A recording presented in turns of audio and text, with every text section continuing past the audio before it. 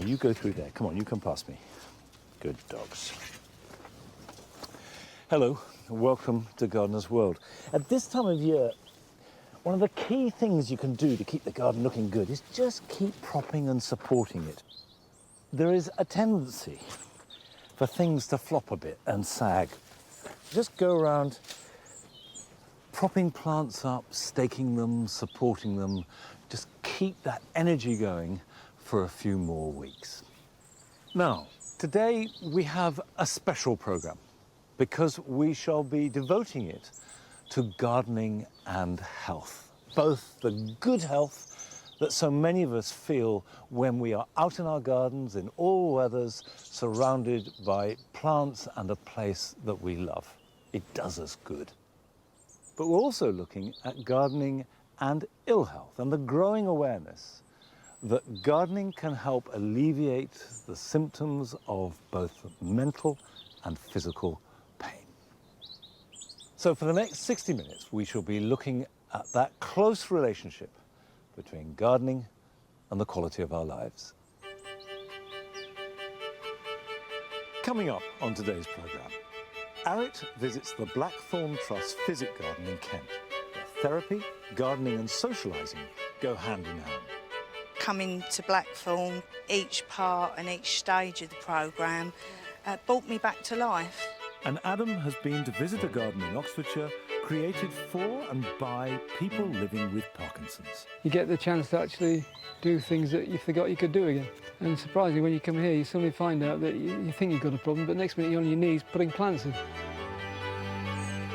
And I shall be here at Longmeadow, in the garden that I love, and doing the thing that makes me feel healthier and happier than anything else in the world.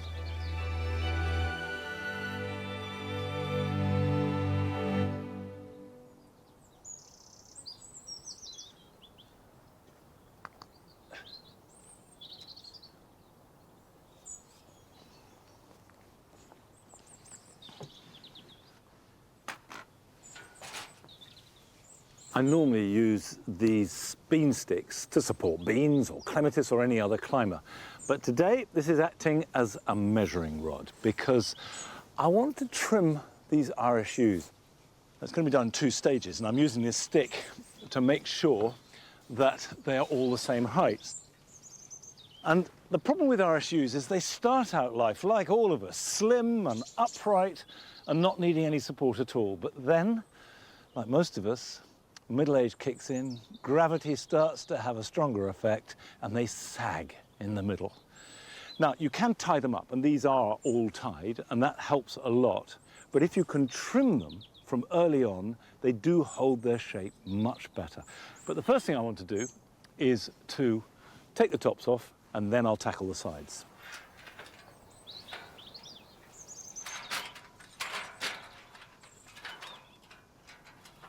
Right, that's nice and strong.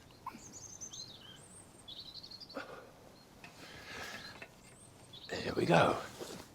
So there's the line. For yew, whether it be RSU or normal yew, a hedge, topiary or tree, if you cut it anytime from the beginning of August through to the end of October, it will stay nice and crisp all through winter, right through till next May when it starts to grow again.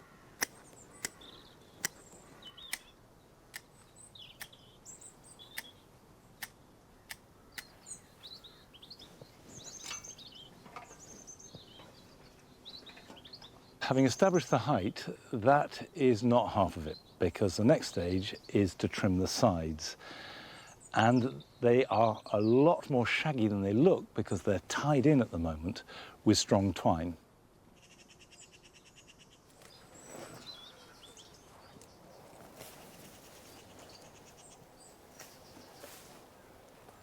As these branches have grown, the weight and gravity have combined to splay them out.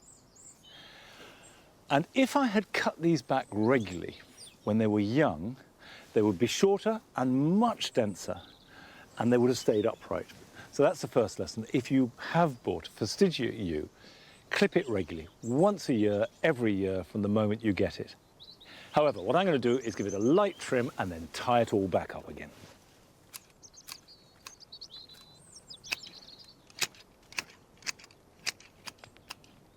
The reason why I grow so much yew and box and evergreens of all kinds in this garden is partly so the garden looks good in winter, but mainly because it makes me, the gardener, feel so much better in winter, because the shining green in the garden is a great source of comfort, and increasingly doctors and the whole medical profession are finding that gardening can be very powerful medicine. And Arrett went down to Maidstone in Kent to visit a project where doctors are beginning to prescribe gardening as part of the road to health. For a long time, I've truly believed that being out in green space is really good for us. It's something that we need as a natural therapy on a regular basis. But what is it about a garden or that outside space that is so healing? The theory of spending time in green spaces and prescribing gardening instead of pills is gaining momentum. I've come to the Blackthornne Trust Garden in Kent. It's been set up to help those suffering from mental health issues and to help people manage chronic pain. Patients can be referred by a doctor when traditional approaches aren't working. Susanna Odlin is a therapy coordinator here. So you would come in, referred, and then what happens? Most people are very depressed or have lost their confidence. Most people are in a very dark place when they arrive. So together we find out what they hope to gain from being here. Alongside counselling and therapy, patients are encouraged to spend vital time in the garden with others. We often socialise people first, and because we all need this sense of belonging, that's also part of a well-being.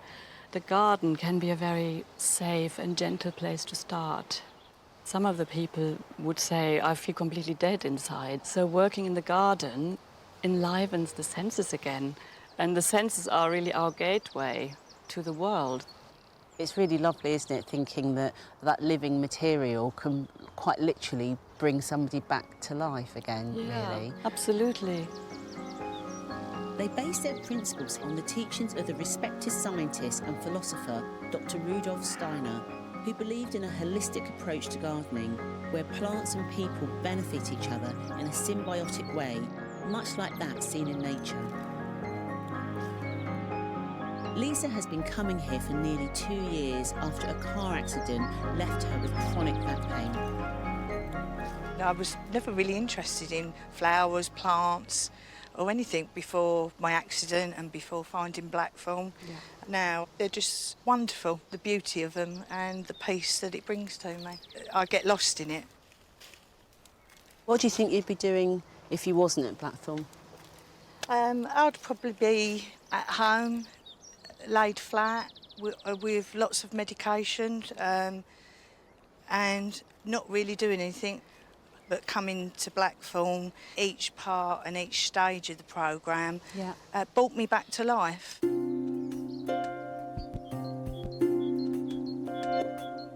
Vivian was prescribed the garden to address the effects of social isolation, while Mark's just been coming here for a few months.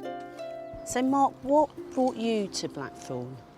Well, I came here because I was disabled a couple of years ago. And I've been in constant pain and found the daily living was just about managing my pain and managing the anxieties and problems that come with it. And I came to Blackthornne, and it's given me a bit of space for me so that I've got something I can look forward to.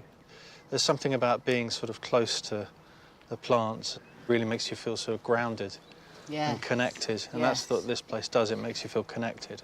And we take an interest in each other, you know, and their other people's problems, and it just sort of alleviates yours. Do you think you'd get the same benefit if we were just sat down at a cafe having a chat? No. No. Why is that? I spend a lot of time in my head in pain. Being here, there's just something about it. Gardening, there's only one way to say it, it's good for you.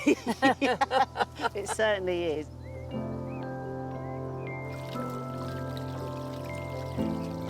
Paul used to come here to treat his depression and social anxiety.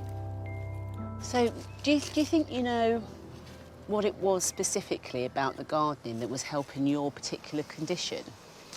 Well, one thing I noticed over the time of being here is that I had a growing sense of the interconnected nature of things. Okay. That was really important for me. On a personal level, I was quite broken. Right. And I needed to come back together, so it felt like gardening facilitated that. Yeah. Having that awareness that everything changes, everything's transient, definitely gave me a sense of hope for the future. I'm now a self-employed gardener. Oh, really? That's keeping me very busy. That's brilliant. The fact that now a therapy has now become your work. Yes. It just goes to show, doesn't it? You know, how things can just turn around with a bit of time and patience, like our lovely plants need. Yeah. Yeah. Absolutely. It's clear that prescription gardening is working for the people here, and it's looking hopeful that green medicine could be offered to more people in the future. It's predicted that in the next 5 years, social prescribers working with the NHS will give out 900,000 appointments a year, which will include gardening. All of these stories are a compelling argument for how gardening can be a medicine. It can relax, it can rejuvenate, and it can help with social interaction. And all of those benefits are not only good for the body, but for the mind and spirit too.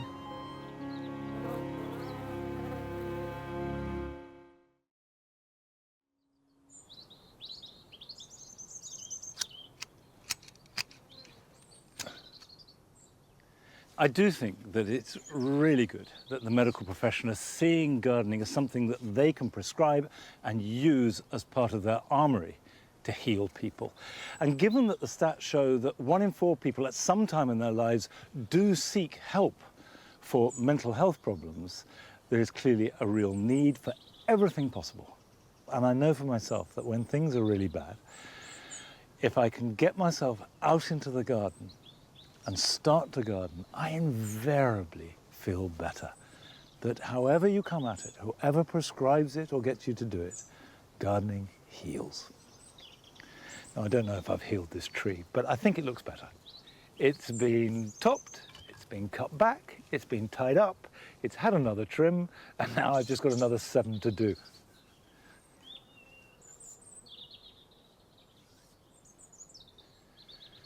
Now that is going to be quite a long job, but by way of a little bit of light relief, I'm just going to plant a couple of hydrangeas.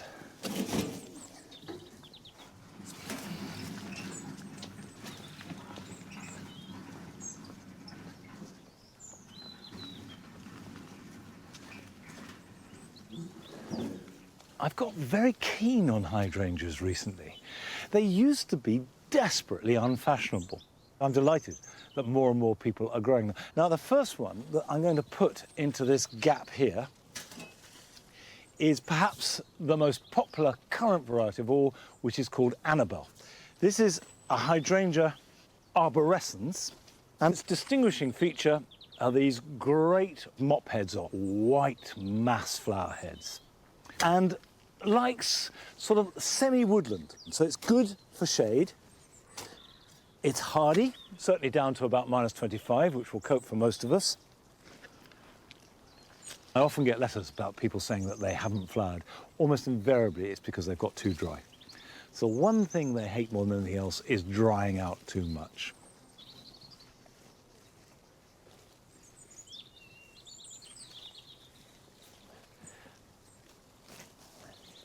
Okay, that's one hydrangea. The other one is a bit different.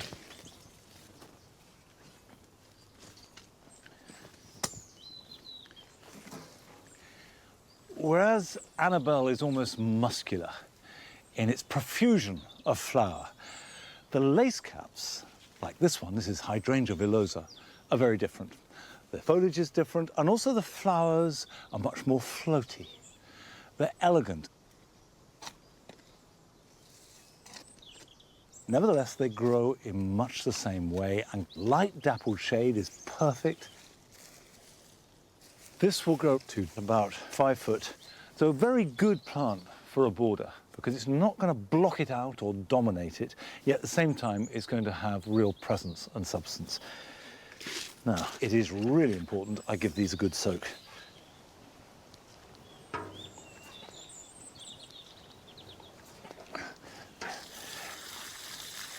Now, I've said that gardens heal, but the truth is that there are some illnesses that neither gardens nor anything else can cure.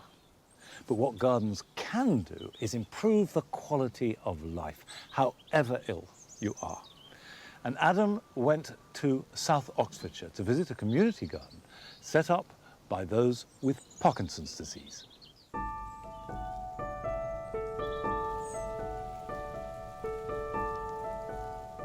Parkinson's is a progressive neurological condition which affects the brain and can cause symptoms which include shaking of the hands or arms, muscle stiffness and slowness of movement. Despite research, there is still no cure for it. This is incredible if this is just done from seed. Yeah, Unistart set up a charity for people with Parkinson's and created this garden a year ago.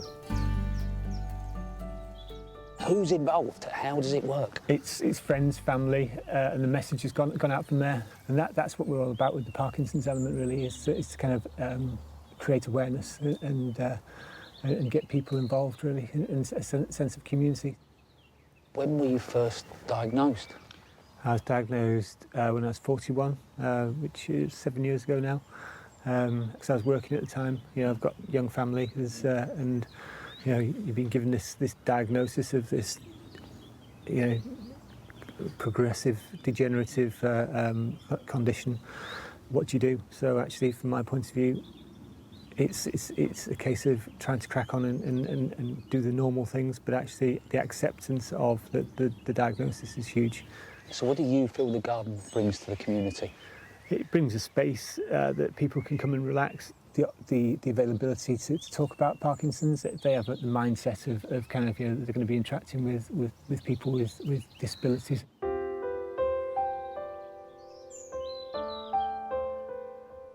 You really seem to have like connected with the natural world. It's something that I really enjoy. It's, you know, I always kind of enjoyed, you know, walking and getting out and about, but yeah, now to be having the opportunity to create, and I think that's probably what it is actually, is that creativity. And I've been a very creative person throughout my whole life. I mean, I was diagnosed 7 years ago. If you'd have seen me on day 2 of the diagnosis, we wouldn't have been having this conversation. No, I bet we didn't. No, I bet we wouldn't. No.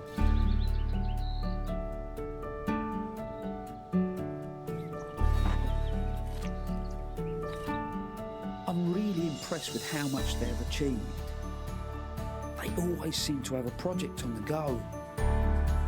And I'm going to help them with a sensory garden. So Adam, if we start trying to work out a rough guideline or Yes. a framework? Yeah, so if we get them laid out, mate, so it's sometimes quite nice, rather than just putting a block of 3 or, you know, a line, is just to give yourself something to build off. So maybe work that one there, and then we can start to arrange the others around it, you know.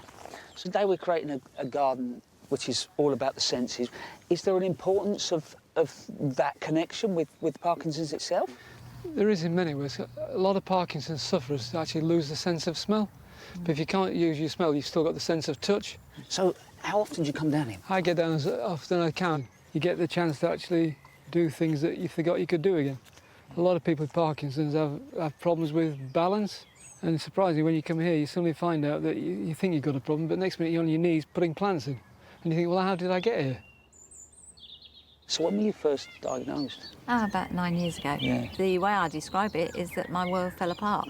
I was given the diagnosis, that was the end of life, I thought, at the time. I'm a very positive person, and Parkinson's can actually affect you in that way. Emotionally, you can become quite negative. So to have something like this that pushes you on, moves you forward, because the actual involvement of working in a garden, I can forget that I've got Parkinson's, and that is really great. You're actually doing something, aren't you? Yes. Yeah, You you're know, achieving. Yeah. You're achieving, and Parkinson's doesn't want you to achieve. Parkinson's wants you to close down physically, emotionally, mentally. And something like this just triggers all those responses and keeps us human. Keeps us moving big. I like that, mate. Keeps us moving big.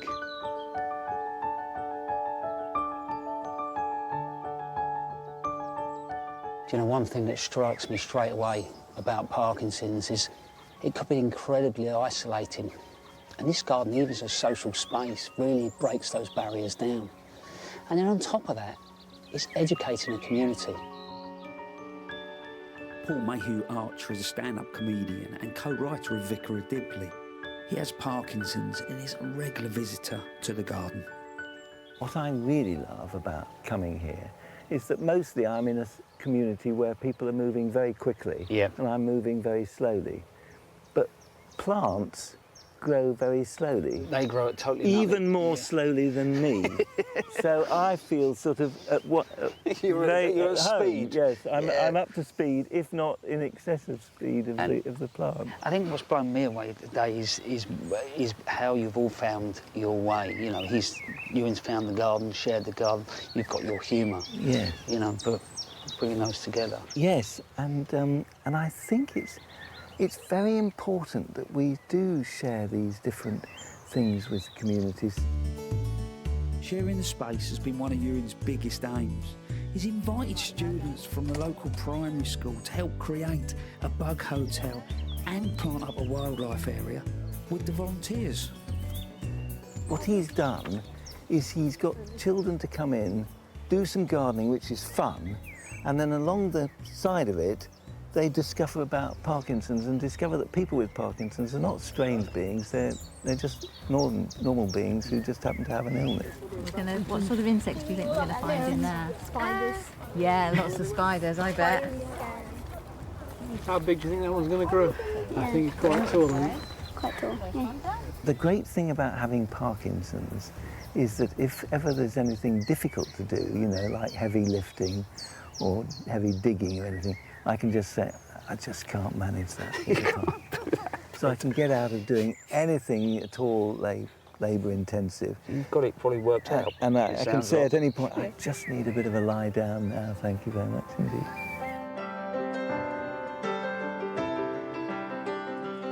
For me, what stood out today is Ewan and how he's driven this forward.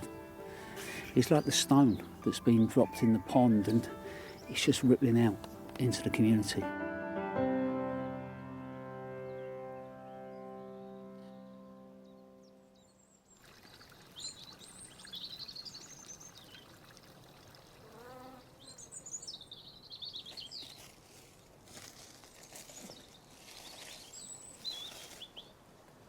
What I really like about that is the way that it enables people to transcend their illness.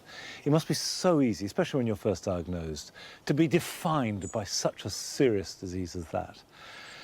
And yet, a simple garden shared with other people means that you can go beyond that and find yourself doing things you thought you couldn't do anymore, and investing in a future that is pretty simple, pretty straightforward, but full of the joy and the richness of life. That is very powerful medicine.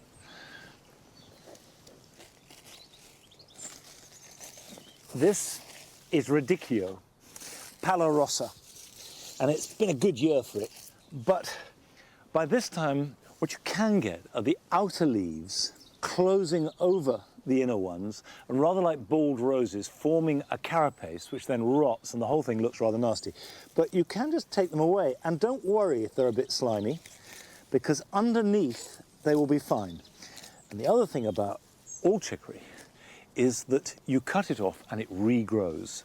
So we may well get 2 or even 3 harvests from this. Now, still to come, we meet a woman who has discovered the healing power of gardening through her love of roses.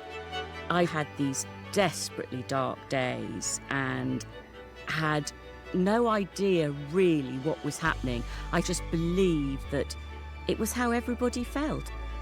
But first we join Joe at a garden that he designed for Stoke Mandeville Hospital in Buckinghamshire.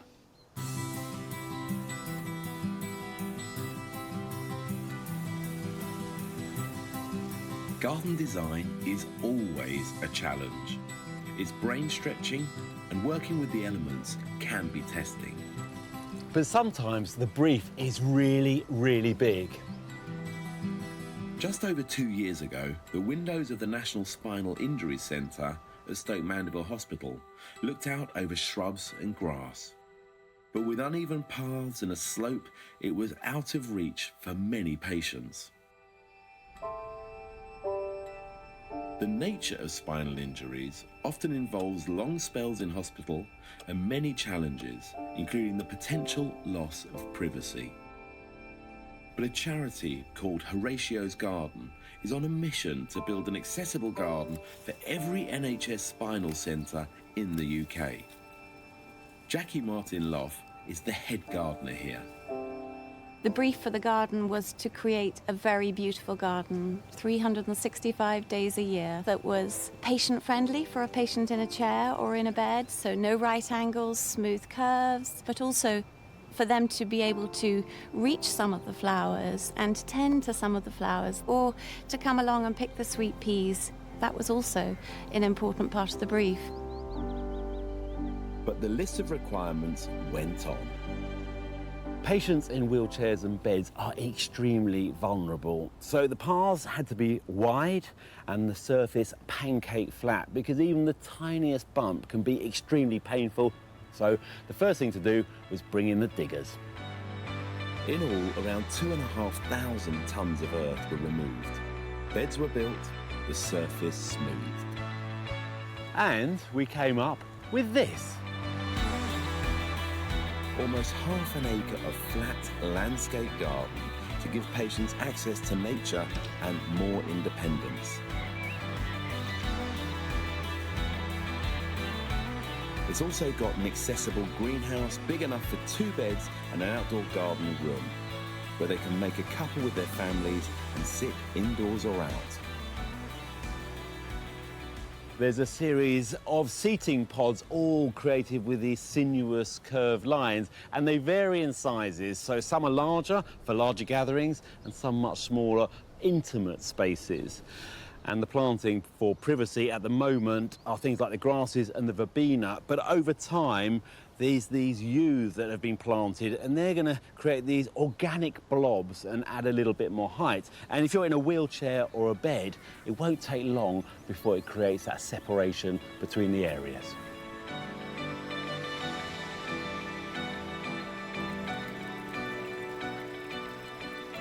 Now, movement is a key element in any garden, but here it felt particularly important because of the clinical environment within the hospital.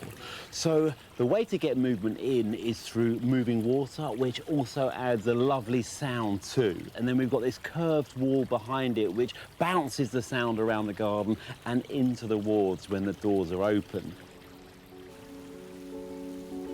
The site is also a bit of a wind tunnel, so we played with that too. Grasses of all heights waft in the wind, and as they grow, the trees are joining in.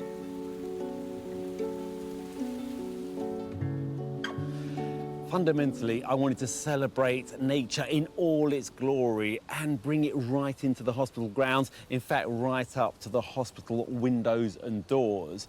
Now, I knew it would work from a design point of view, but I didn't realise the impact it was going to have.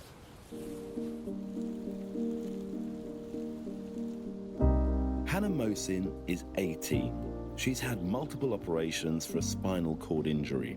And so far, she and her mother, Anissa, have lived in this hospital for over 7 months. At the beginning, I didn't want to leave my room. I kind of felt like my room was a safety blanket. You have days where you don't want to talk to anyone or you don't want to do anything, and it's not a good trap to kind of fall into because it can cause so many different... It can like lead to depression and things. So it's really nice to come out here and just sit here and look at all the plants or talk to people.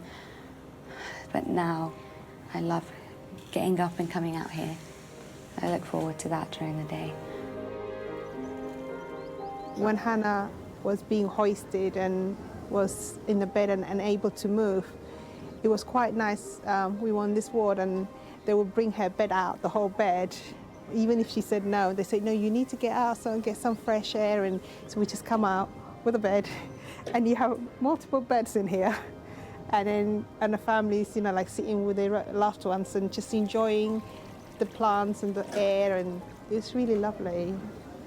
A few hours later, you could just see her changing and just bubbly, and you can see her, like I can see my daughter back, like not the depressed one. I could just see her being happy and jolly.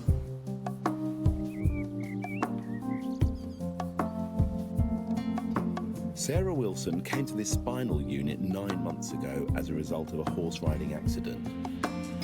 Her youngest daughter is 3 years old.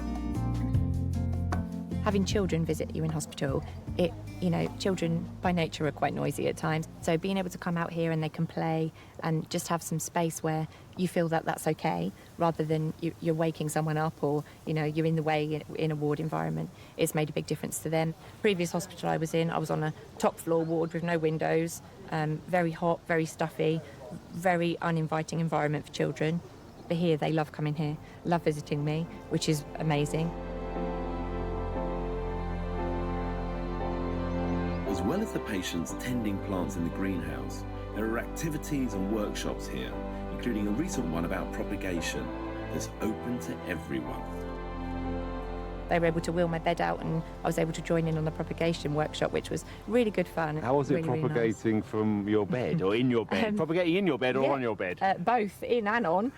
So yeah, they just sat me up slightly, and I was just able to put the pots on my lap, and yeah, it was. Everybody just helps us and gets involved, and yeah, it was a really lovely afternoon. And being stuck inside for so long, it meant a lot to be back outside and enjoying the time with other patients. This garden at Stoke Mandeville has been open for just a year, so there's masses of growing and filling out that's still to come. But already it's had a positive impact.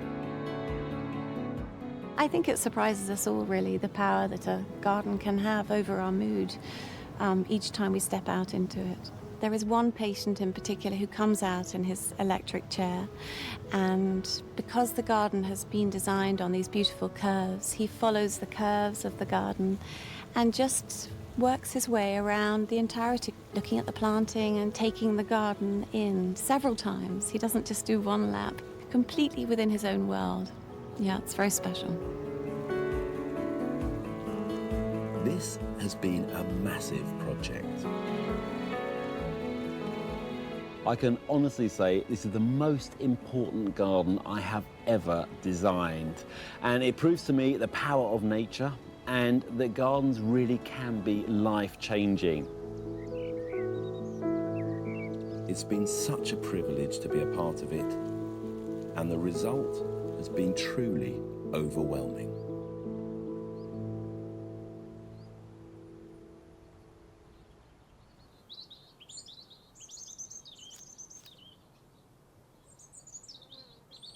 It's wonderful to see the transformative effect that Joe's garden has. And it looks superb, and I'm sure that it will go on to be a magical and really important place and part of the healing process. And I say this with some experience because a long time ago, over 40 years ago, my twin sister had a bad car crash and broke her neck and spent many months at Stoke Mandeville Hospital. And I used to go up there weekly to visit her. And although the hospital were wonderful and they did everything they could, a garden like that would have transformed it. So I'm really pleased to see it there.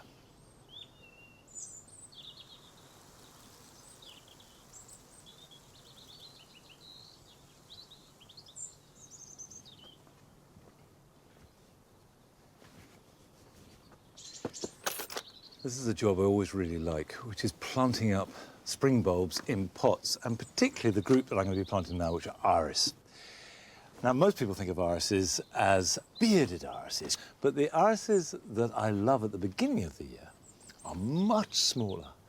Iris reticulata, for example. And if you put them into pots, they're these little jewel-like displays, and they can look absolutely fabulous as early as February and flower right through till April, depending which variety you do. But all of them demand a very particular type of compost.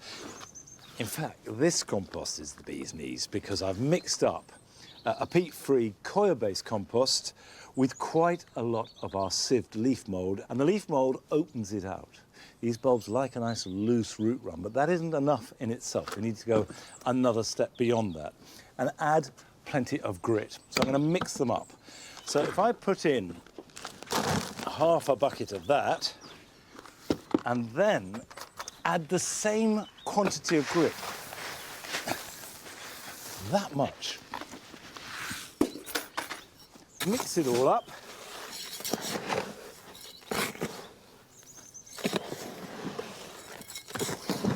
The result is truly a very gritty mix. Now, alpine pans like this have very large drainage holes, and that's on purpose. But what it does mean is that you have to cover them up to a certain extent, otherwise all the soil falls out. And this is where crocks come in. So pop that in the bottom, and then we can just put in a layer like that, about half full, and then you plant the bulbs onto it. Now I'm going to start with one of my favourites and a really well-known iris called Harmony. This lovely, clear, bright blue flower. As always, pointy end up, just place them in the pot. Now when you're planting in a container, you can plant much closer than if you're doing in a border of any kind, but they should never be touching. There should always be some clear air around them. Cover them over with another layer of compost. Now what I like to do at this point is then cover that with a layer of clean grit, and this serves two purposes. One, it looks nice, but secondly, it stops any of the compost splashing up when you water it or it's out in the rain and marking the petals. Because remember, these are going to be small. They will only rise a few inches above the pot. It keeps them looking at their very best.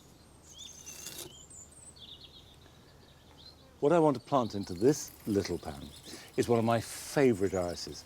It may be my favourite to look at, but I have to say it's one of my least favourite to pronounce, and I'm bound to get this wrong. So if you are Dutch, I apologise in advance. It is called J.S. Dijt. D-I-J-T. It's got beautiful, intense purple and mauve petals.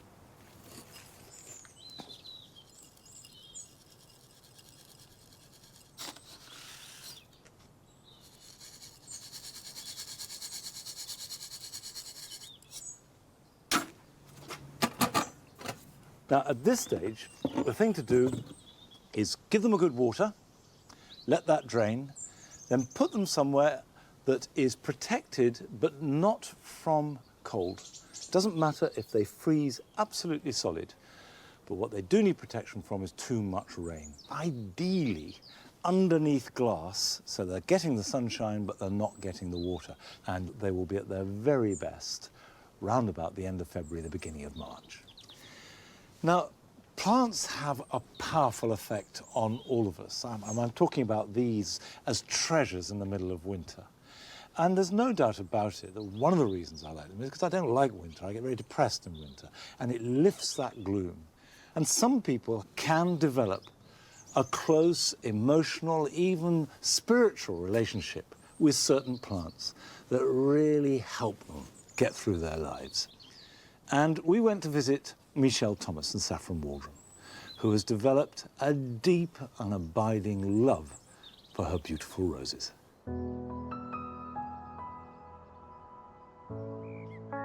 I find the best medicine for me is literally just putting my boots on, stepping outside, breathing in the fresh air, getting stuck into my gardening. It really does soothe the soul.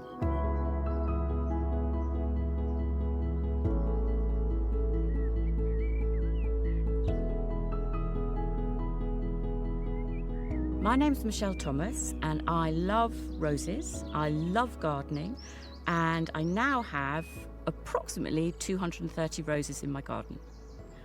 I adore them for the smell, the colour, the shapes of some of them, especially the single roses, and I love cutting them, bringing them into the house, so then you've got the scent around you in the house.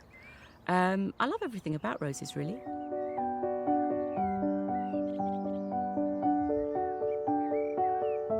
I first noticed I was struggling with mental health problems probably when I was round about an 11 and away at school. I knew I got very, very homesick. I knew I didn't like school, but I did think that everybody felt the way I felt, where you had these absolutely immensely dark days. But I carried on. I worked in London, number of different jobs. I got married. I had my daughter Ria. And then when Ria was 2, I went on and had my son Miles. But sadly, when he was just a few weeks old, he died. That obviously knocked me for 6. But I carried on. I ended up having my 3 sons, Tom, Ollie and Barney. But I still had these desperately dark days and had no idea really what was happening. I still just believed that it was how everybody felt. I mean, everybody gets bad days. And it was only through having to see my doctor really quite a lot with not feeling I was coping did we discover that there was actually something wrong with me and I was suffering from a type of bipolar, along with also PTSD.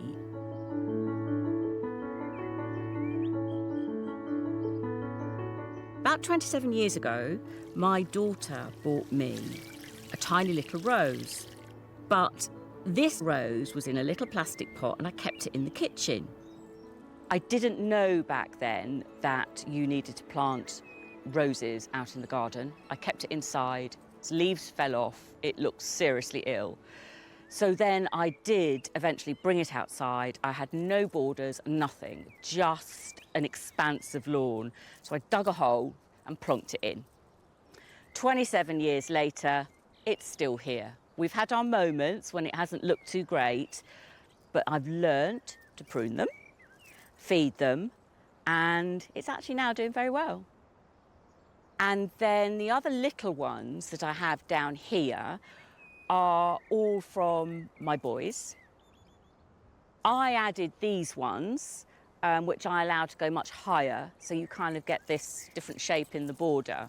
But that was the beginning of my garden, and this was it. But I didn't see the connection back then that doing all of this was actually helping me feel better. I don't know the names of anything. It just doesn't bother me what they're called. Just like them to be well, healthy and look beautiful, really. In fact, it's far more interesting when everybody tells me that, oh, I see you've got this, or I see you've got that. And I sort of say, have I?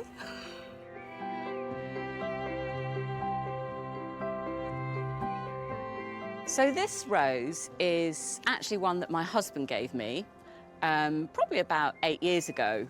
However, when he gave it to me, it looked like it was dying. It was sort of just one little branch that looked very, very sad. But luckily, it didn't die, and it kept going and is now doing relatively well. It really does have the look of velvet with its dark centre. And I think it really is suited here against the lightness of the house and next to the lemon roses as well.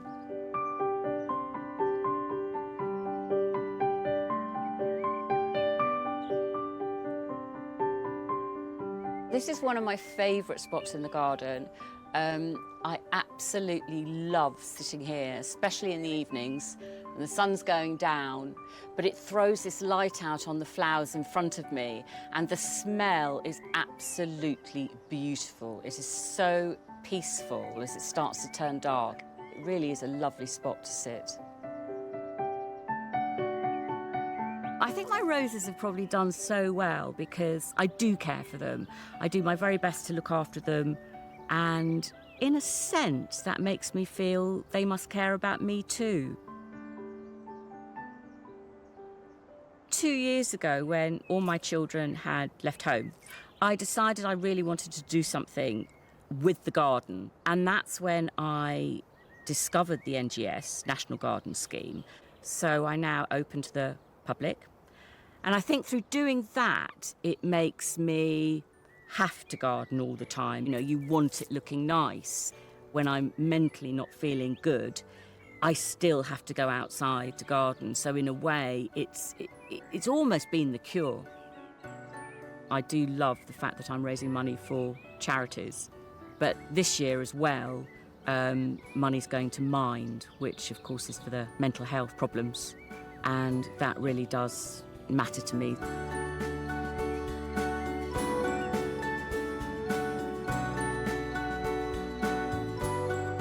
I finally realised after all these years that if I'm gardening, I'm going to be okay. I feel safe, happy, and it works.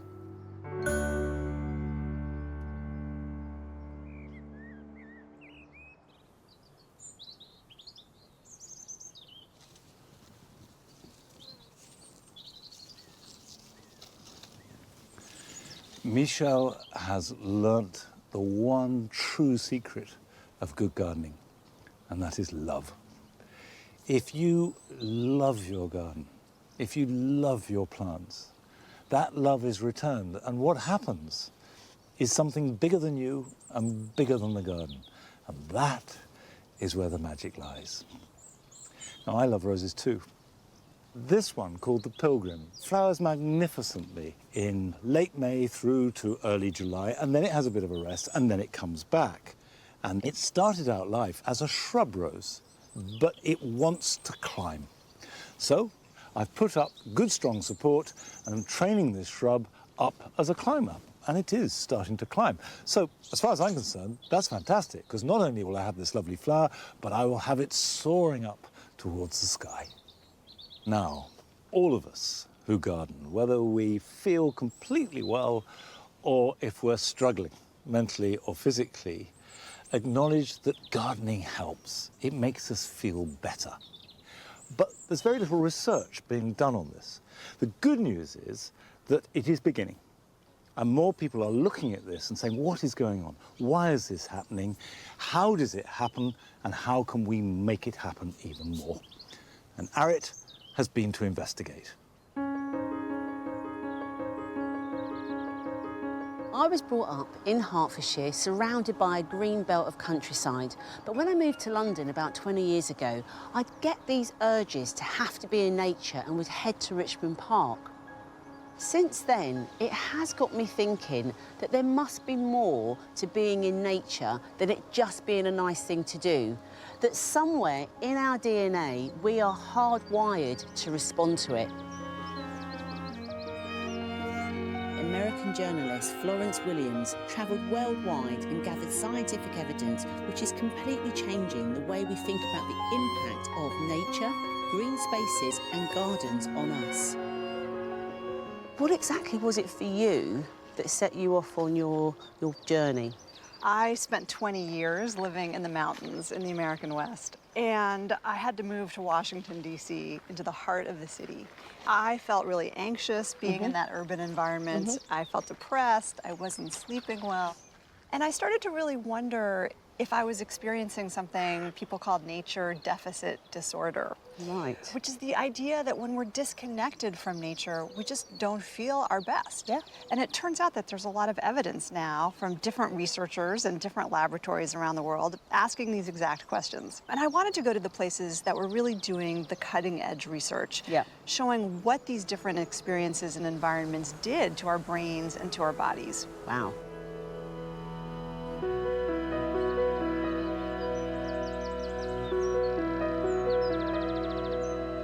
What was it that the scientists were looking for? They were really looking at this concept of biophilia, which is the notion that as humans, we evolved outside in natural landscapes. And so our nervous systems are really built to understand those landscapes.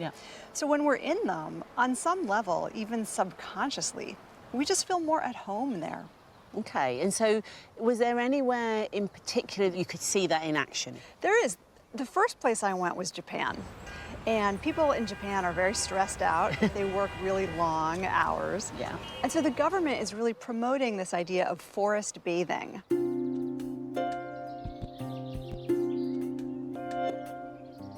What that means is going on these trails, and in Japan they're actually called therapy trails, where people practice engaging all of their senses. They take some time to pay attention to the smells and to the sounds and to the feeling of the breeze on their skin. And what this does is it puts them in the present moment.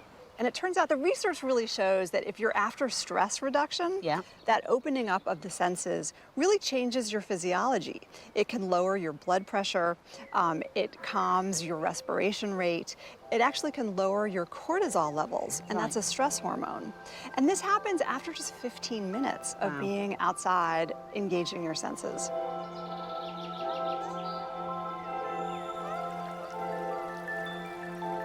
Some of the things that researchers are finding out when they measure brain waves in people who are outside in nature compared to people who are outside in cities is that our frontal cortex, which is sort of our thinking brains, really start to deactivate when we're outside in nature as our sensory brains come online. Right. And what this does is it actually gives our thinking brains a little bit of a rest, almost like a muscle that gets overused, right, in modern life when we're in our workplaces all day long and on our devices. And so that when we go back to work after a short break outside, we're actually more productive, we're more creative, we can think more clearly. What's remarkable is that countries like Japan and South Korea are now so taken with the evidence of the impact of forest bathing, they are building it into some of their healthcare programs. Some doctors are prescribing time outside. There are a number of classes in these countries for women who are pregnant, for cancer patients, for people who have worker burnout. So it's focused sometimes on different groups of people, but anyone can go out and enjoy these healing forests and feel, I think, some of these effects. There is hard evidence that we need nature. There is, and you know, we live in an evidence-based culture. So in order to change people's behaviors, in order to change the way schools spend time with their children, in order to change the way doctors might treat patients, they need this evidence. And so it's really exciting that we're getting more all the time. Well, I'm sure that people would enjoy a walk more than another tablet. So, yeah. The scientific evidence for the health benefits of nature is there, but how much time in green spaces and in our gardens do we actually need? There's a recent study out of England specifically looking at the question of dose. And they came up with a very specific recommendation after surveying thousands of people. And they ended up recommending 2 hours a week of time outside. Okay, I would have thought it had been more, actually. Well, some people think that may sound like a lot, but you know, it can break down to 20 or 30 minutes a day. In fact, there's a very generous way to look at nature, which is sometimes it's just a neighborhood filled with trees.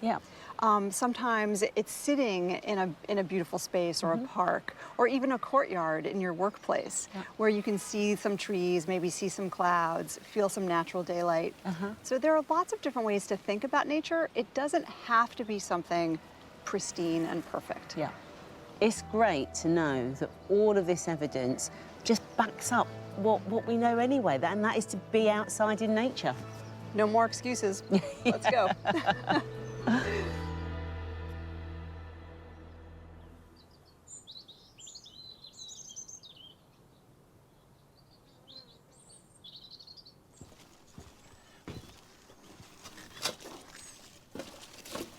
The thing that I find really striking about that is how little time you need to be outside to have a beneficial effect. 2 hours a week is hardly more than 15 minutes a day. And as gardeners, we're outside much more than that. And it does show, even if you just go out and do a bit of deadheading, a little bit of tidying up, it is going to do you good. And obviously, if you can do more than that, so much the better. Now, here in the greenhouse, I've got a little bit of a problem, and that's coming from flies and butterflies, would you believe it? Because the grapes have been really good, but they're not quite ripe yet. But the flies and the butterflies have been feasting off them for the last few weeks. And then I realised that I'd taken all my pitcher plants, these Sarracenias, are carnivorous plants, out of the greenhouse where they've been for the last 4 or 5 years and put them outside where they've been very happy. But the flies in here have increased. So the carnivorous plants, I think, were doing a much better job in previous years than I'd given them credit for. So I'm bringing them back. And the thing about Sarracenias, as well as all carnivorous plants, is they are bog plants. They like to be wet all the time, so they need to be standing in a tray of sorts. You just keep that tray topped up, and you must use rainwater. So you just, every day in summer, and then in winter, you just need to do it about once a week. They can dry off a little bit more, but never dry out completely. Now, you don't have to keep these in a greenhouse. They're much hardier than you might think. I've had some outside that are frozen solid, and they've still survived. But if you do keep them in a greenhouse, they do a very good job for you. Now, talking of jobs, here are some jobs for you this weekend.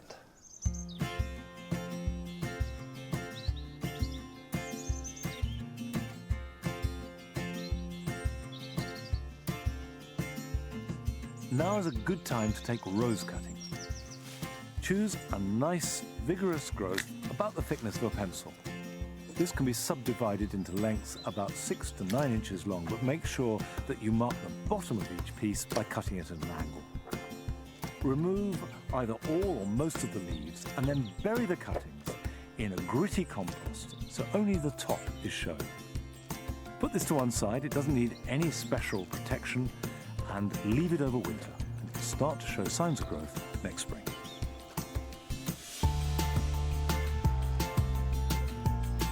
Before you bring any plants into the greenhouse to store over winter, it's a good idea to give it a thorough clean. And by the way, I find white vinegar mixed with water is superb at cleaning glass.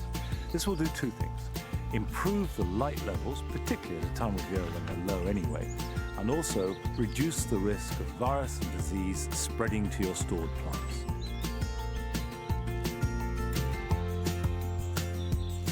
I love pears, but they do need careful handling because they don't ripen on the tree. Lift each fruit carefully, and if it's ready, it will come away in your hand. Avoid bruising it, and either store it in a cool, dark place, or you can hasten ripening by putting them on a sunny windowsill.